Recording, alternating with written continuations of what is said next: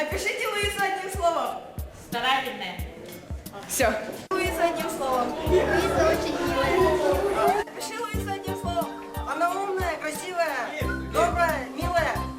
Опишите Луизу одним словом. Ее смех очень звонкий и интересный, и мне он очень нравится. Да, одно слово. Опиши Луизу одним словом. Спортивная.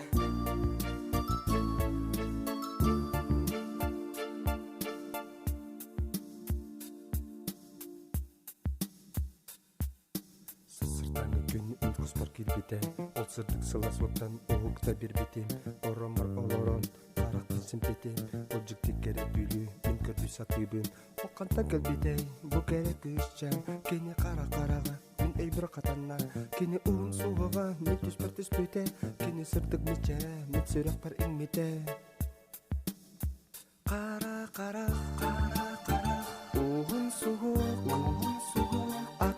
Barbar bolan kalbakın biligin Kara Uhun suhuk Enere en akın bilbettin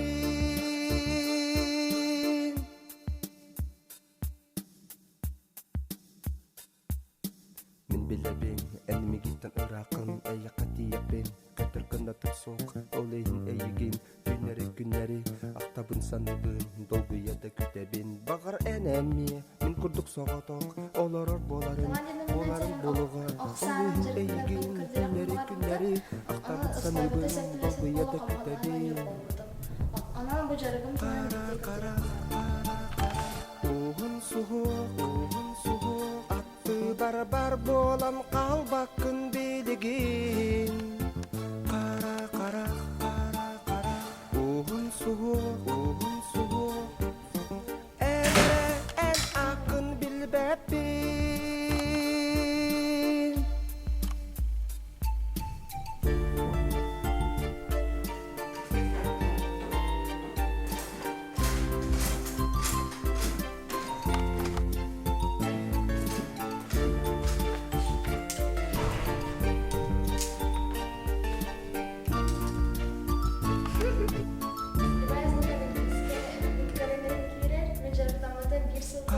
Kara Uhun suhuk Attı barbar bolan kalbakın biligin Kara Uhun suhuk